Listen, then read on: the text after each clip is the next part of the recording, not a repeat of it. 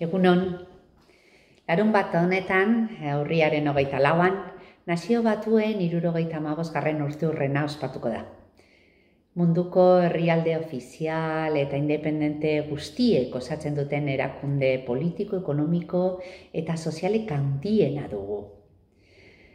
UNESCO etxeak, Euskadiko UNICEF batzordearekin, ANOVA Euskadirekin eta ACNUR Euskal batzordearekin batera, pandemiaren egungo egoerara egokitutako ospakizun bat sustatu du.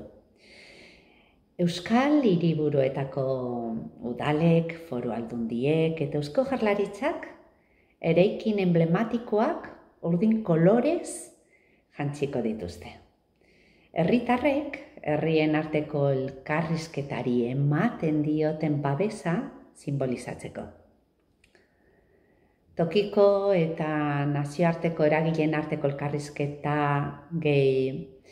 giza eskubideen garapena funtsezko baliabideak ditugu erronka globalei aurre egiteko eta gizarte eraldaketan zein giza eskubideen garapen iraunkorrean aurrera egiteko.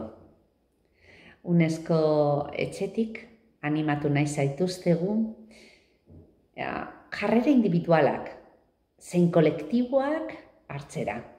2030 agendaren edapenean gizarte zibilak parte har dezan aktiboki.